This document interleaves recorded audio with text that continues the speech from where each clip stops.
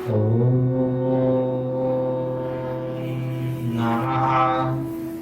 सिद्धेभ्यः।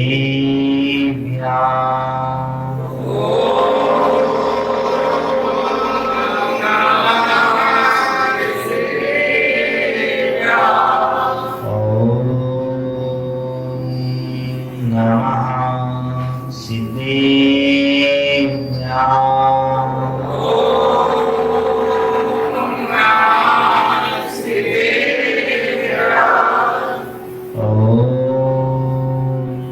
नमः सिद्धेभ्यः।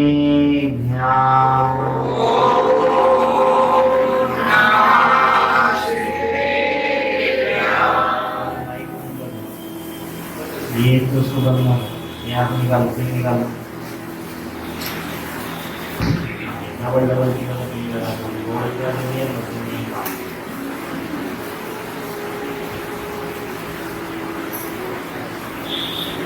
बोले देवा देवी खजर सी चिंतामणि पाशनाथ भगवान की जय। शासन एक महावीर भगवान की जय। चारित्र चक्रवर्ती प्रथमाचार्य श्री शांति सागर जी महाराज की जय। आचार्य गुरुदेव श्री धर्म सागर जी महाराज की जय। आचार्य गुरुदेव श्री विपुल सागर जी महाराज की जय। राजस्थान श्रीवाणी माता की जय। आचार्य गुरुदेव महाराज की जय। की जय।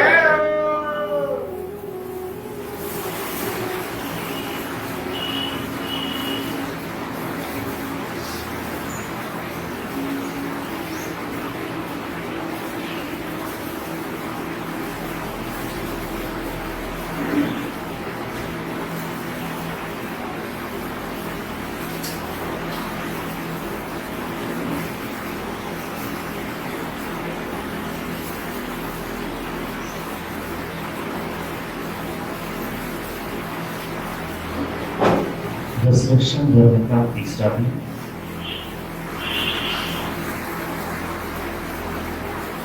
क्रोध, मान, माया।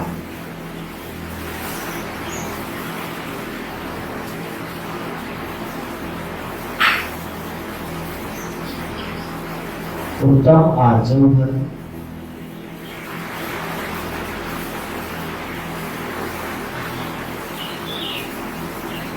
आज हम उस माया की छाया से बचने का,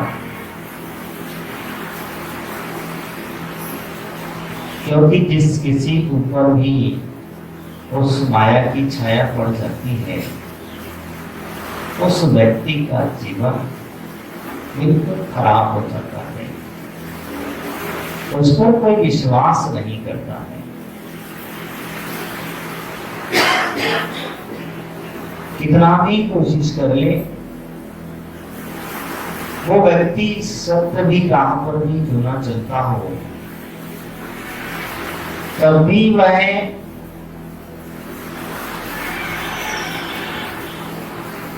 हमेशा उसे उसी सत्य दृष्टि से देखा जाता है। हमेशा उसे हीन दृष्टि से देखा जाता है कि ये कहीं ना कहीं हमारे साथ मायाचारी कर रहा है, और हम लोगों का नाम भी खराब हो जाता है, क्योंकि आप दुकान पर रहते हो, बिजनेस करते हो, और बिजनेस करते समय मायाचारी ना करें वो संभव नहीं है। लेकिन उस मायाचारी करते करते इतनी मायाचारी में डूब गए कि जीवन अच्छाई मायाचारी में गुम हो गई।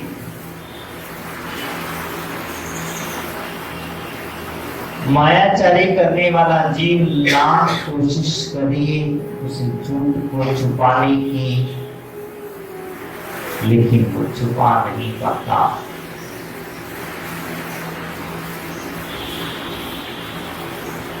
आज वही कहते हैं कि वास्तविकता में मायाचारी से बचना है तो अपने आप को सरल बनाना होगा, सीधा करना होगा, रुजुता के भाव रखने होंगे, कथनी और करनी में एकता लानी होगी, सुलझा हुआ जीवन जीना होगा, जटिलता का अभाव ध्यान रखना।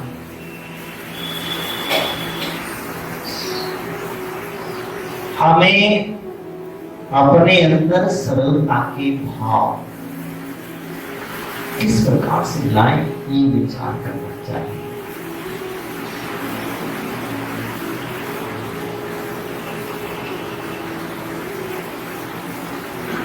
पंडित बनारसी दास जी के समक्ष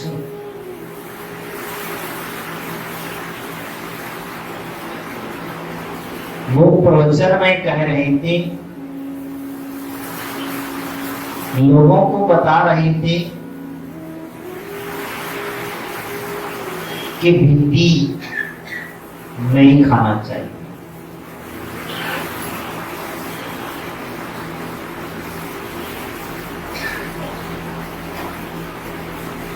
नहीं खाना चाहिए, ये बात तो ठीक है,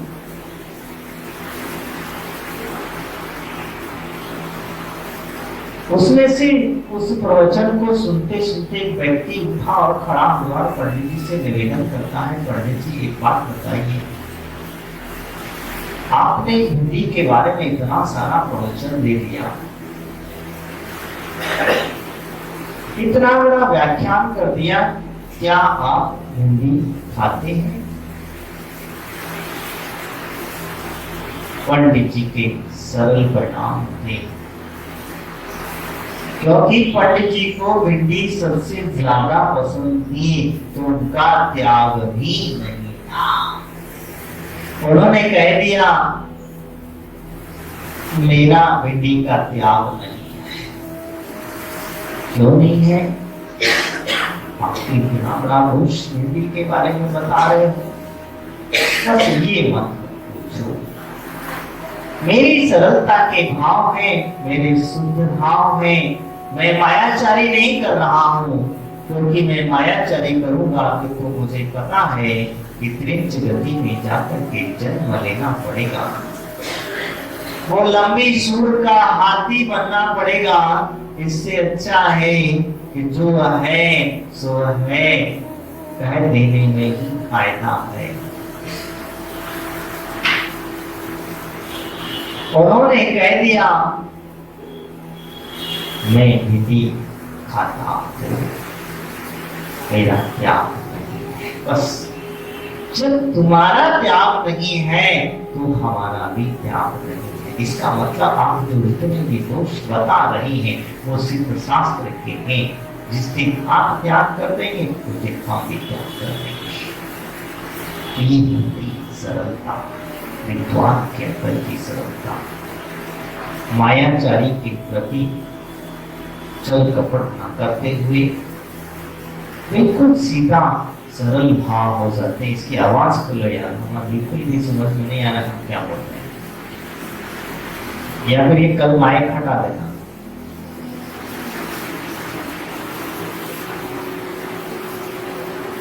हम 3 दिन से बोल रहे हैं कि माइक ठीक करो, माइक ठीक करो, कोई नहीं सुन रहा है। हाँ महाराज ठीक है, कल आ जाएगा, परसों आ जाएगा।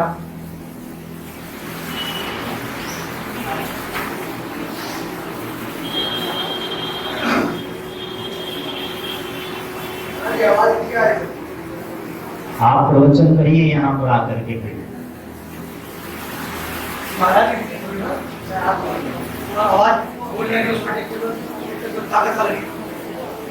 आप दिन में 4 बार पानी पीते हैं, 6 बार खाना खाते हैं। मुनिराज दिन में एक ही बार खाता है और एक ही बार पीता है। उसमें भी मिल गया तो ठीक, नहीं मिला तो भी ठीक, आपको चिंता नहीं है। अगर आपको एक बार नहीं मिलता है तो 10 बार आपके चिंतन चालू हो जाता है। घर वालों के ऊपर इतना उपसर्ग उपद्रव चालू हो जाता है, तान चालू हो जाती है कि तुमने अभी तक खाना नहीं बनाया, एक टाइम थोड़ा सा आगे पीछे हो जाता है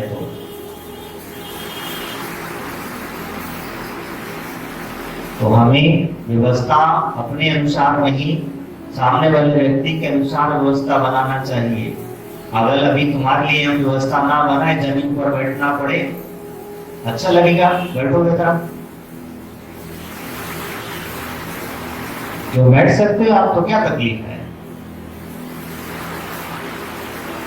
कोई तकलीफ है?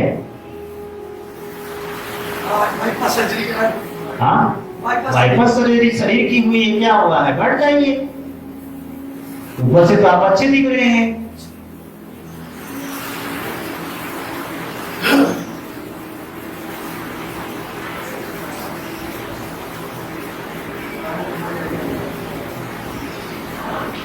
ध्यान रखिए, मायाचारीपूर्ण व्यवहार हमारा हमारे लिए नुकसानदायक होता है, और जहां मायाचारी हमने प्रारंभ करी वहां हमें तेज गति का दर्द हुआ।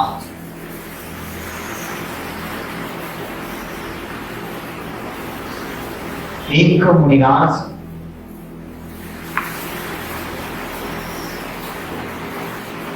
अपने पूर्व मित्र मुनिराज से मिलने गए।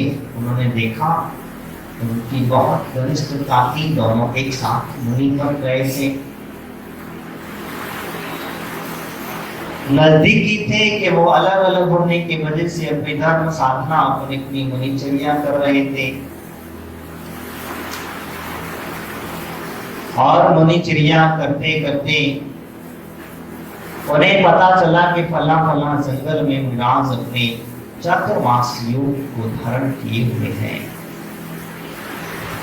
वो मुनिराज वहां पहुंच जाते हैं, देखते हैं कि वो मुनिराज उनके आने के पहले ही, जो पहले मुनिराज वहां खड़े हुए थे, 4 महीने एक ही स्थान पर, एक ही जगह पर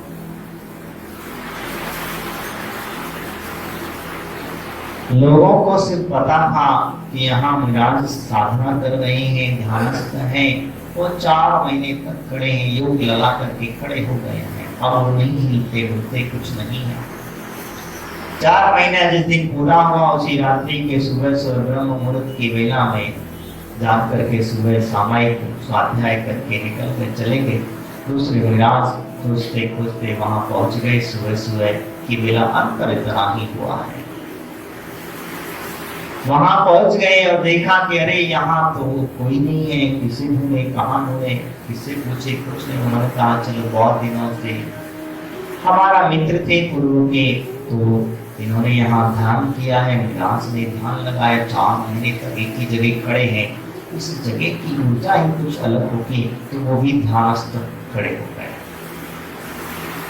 इतने में होता ये है कि नगरवासी लोग तो पता चला कि आज मुनिराज का ध्यान टूटने वाला है, 4 महीने पूरे होने वाले हैं। मुनिराज के दर्शन के लिए पहुंचे, मुनिराज की स्तुति की, पूजा की, आराधना की, सब पूजा करे, दबा वही कर रहे, कहते जा रहे कि धन्य है ऐसे मुनिराज जो 4 महीने तक ही आसन से खड़े रहे। लेकिन जो मुनिराज थे वो तो चले गए, दूसरे मुनिराज वहां खड़े थे, खड़े रहे, और कहते हैं वो मुनिराज ने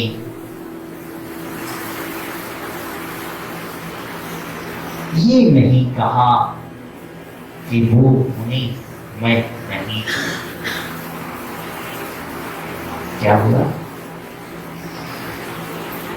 उतना नहीं कहा कि वो मुनि मैं नहीं हूं।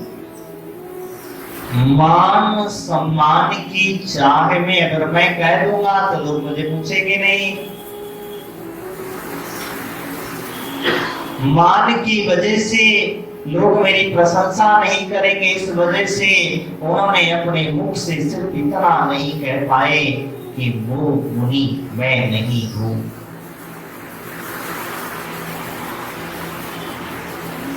मायाचारी कर गए और मायाचारी का प्रभाव हुआ, अंत में समाधि बिगड़ गई। समाधि बिगड़ी तो मरकर के वो हाथी हुए। वो हाथी जिसे रावण ने शिखर जी की वंदना करते समय उस शिखर जी के जंगलों में पकड़ा था, जिसका नाम था त्रिलोकमंडल हाथी। वो हाथी जब रामचंद्र जी युद्ध जीत करके लौटे, लौटने के पश्चात अयोध्या आए। अयोध्या के अंदर में वो हाथी लाया गया, साथ में रामचंद्र जी के साथ आया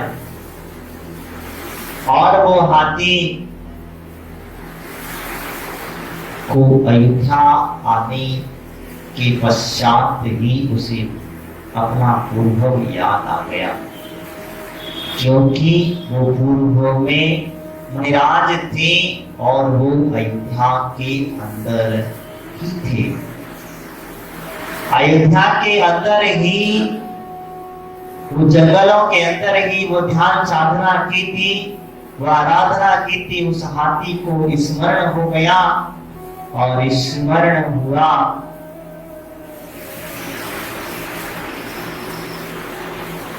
होते ही उस हाथी ने उपद्रव मचाना प्रारंभ करना तो छोड़ दिया, शांत हो गया। इतना शांत हो गया, इतना शांत कि वो कभी ना रहा हो। हाथी है, हाथी इतना कभी शांत हो जाए संभव नहीं है। कुछ न खाता न पीता न कुछ न कुछ।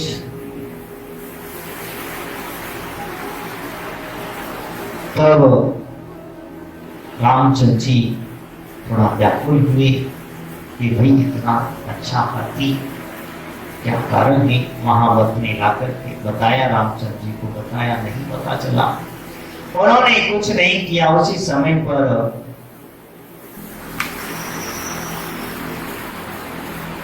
अयोध्या के उद्यान में वृद्धिकारी देव मुनिराज सूरी विराजमान थे और मुनिराज से जाकर के पूछ लिया उस हाथी का पूर्वभाव। ये हाथी कुछ खाता नहीं पीता नहीं। उनसे जब पूछा गया तो उन्होंने कह दिया कि ये पूर्व में मुनिराज थे, भरत का जीव भी मुनिराज था। इसी अयोध्या के अंदर मुनिराज बनकर के जंगलों में साधना करते थे, भ्रमण करते थे। इन्होंने सिर्फ इतना सा मायाचारी का दोष किया था कि मैं वो मुनिराज नहीं हूँ। इन्होंने इतना सा मुनिराज पर्याय में मायाचारी की थी। उस मायाचारी का प्रभाव हुआ कि ये समाधि बिगड़ी और समाधि बिगड़ करके मायाचारी के प्रभाव से त्रियंच गति के हाथी बने हैं। अब हाथी की पर्याय में इन्हें बोध हो गया है, भरत को देख करके इन्हें बोध हो गया है कि अब मैं कहां और ये कहां। ये मेरा परम मित्र था, ये मुनिराज थे, जिन मुनिराज के बदले पर मैं खड़ा हो गया था। ये भरत राम के भ्राता भरत बने और मैं इनका वाहन बनकर के अंत से गिलानी हो जाती है उस मायाचारी की। सोचो हम कितनी मायाचारी करते हैं। हम कितनी मायाचारी में जीते हैं, ये बात वास्तविकता में नहीं समझते। इसलिए कहते हैं कि सरल और सीधे परिणाम होना चाहिए, बिल्कुल सरल। जो है सो है। मायाचारी पूरा कर व्यवहार करोगे तो ध्यान रखना वही हाथी की तरह आप भी वही सूर आदि पर्याय लंबी सूर वाले बनोगे। अब आपकी मर्जी है, आपको क्या बनना है। मैं डरा नहीं रहा, कहीं तुमको लग रहा हो कि डरा रहा हूं। मैं तो जो यथार्थ है, सरलता है, वो बताने की कोशिश कर रहा हूं, क्योंकि वास्तविकता यही है। हम कहते तो हैं माया तुरंत गति में जा, लेकिन मानता कोई नहीं है, सरल परिणाम कोई नहीं लाता है। अंदर से कहीं ना कहीं माया जो चार पूर्वक परिणाम हमारे छुपे होते हैं, वह मायाचारण के परिणाम हम कहीं ना कहीं कर आते हैं। इसीलिए कहता हूं कि हम आप पर कोई विश्वास नहीं करता। सरलता के भाव होना चाहिए, इतने सरल कि अपने जीवन में वास्तविकता समझ लेना। सीधापन बिल्कुल सीधा, लकड़ी की तरह, बांस की तरह नहीं, वेद की लकड़ी की तरह नहीं, सांप की चाल की तरह नहीं।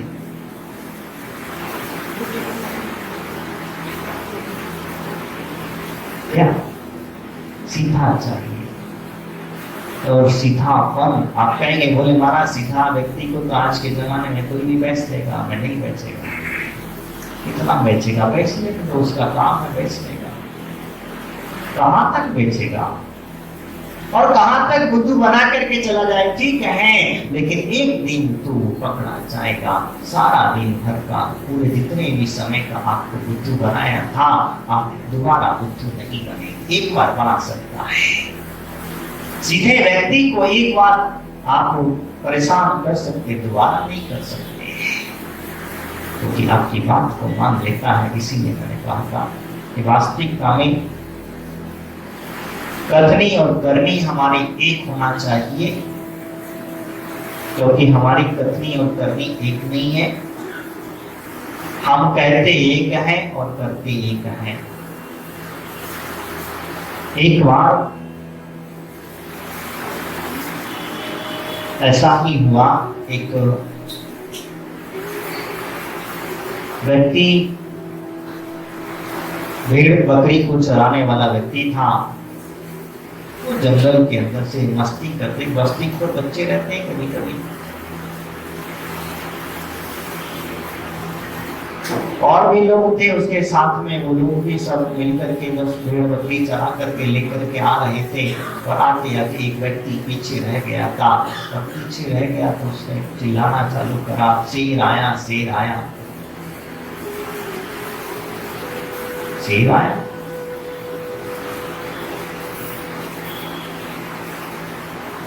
जब शेर आया कहता गया कहाँ है, तो लोग बड़े डर गए, बोले कहाँ है दिखाओ, देखिए किधर कहाँ है। भगाने के चक्कर में सब लोग इकट्ठे हो गए। हम तो मजाक कर रहे थे, हाँ कोई शेर नहीं। जब कह दिया गया कि मैं तो मजाक कर रहा था, अच्छा ठीक है। कुछ दिन बीते और एक दिन सचमुच शेर आ गया। अब क्या होगा?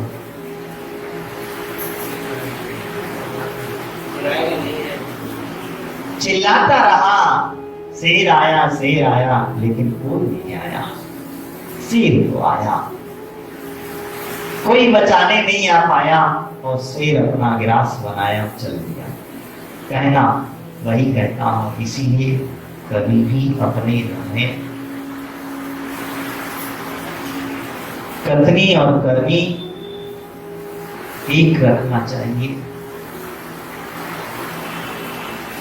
जो कहते हो वही करिए, और जो करते हो वही कहिए। नहीं तो नहीं, जबरदस्ती किसी से कोई नहीं करा सकता है। आपको कोई भी काम हो, व्यस्त में रहते हो, क्योंकि इससे विश्वास टूट जाता है आपके ऊपर से, आपकी विचारधारा आपके ऊपर, आप यश कीर्ति आपके पीछे लग जाती है। क्योंकि आप लाख कोशिश करें, कहें कितना भी सही कर रही, मैं तो कह रहा हूँ सच है, लेकिन कोई मानेगा नहीं। इसीलिए मैंने कहा था कि जब हमारे रहे कथनी और करनी एक होना चाहिए, सुलझे हुए विचार होना चाहिए। हमारे विचार कभी उलझन वाले नहीं होना चाहिए, क्योंकि कभी कभी क्या करते हैं, हम बोलते कुछ है और सामने वाले को उलझाते हैं, जैसे वकीलों की भाषा। वकील साहब बैठे हैं हमारे यहाँ, वो चाहे तो झूठ को सच बना दे और सच को झूठ भी बना दे, वो उनकी भी भाषा है। तो ऐसी भाषा नहीं चाहिए। वो कोर्ट में करते हैं, बाकी के काम नहीं कर रहे, तुम लोग पकड़ लो। वो कोर्ट का काम है, क्योंकि वो काला कोर्ट ही काम वैसा है, क्योंकि सारे काम काले ही होते हैं। कोर्ट ही काला है, निर्णय देने वाला भी काला है, काला कोट वाला है, और सुनाने वाला भी काला कोट वाला, बहस करता है तो वो भी है। तो वो काले कोट के अंदर सफेद शर्ट जरूर पहनते हैं, ध्यान रखना आप कर लिए।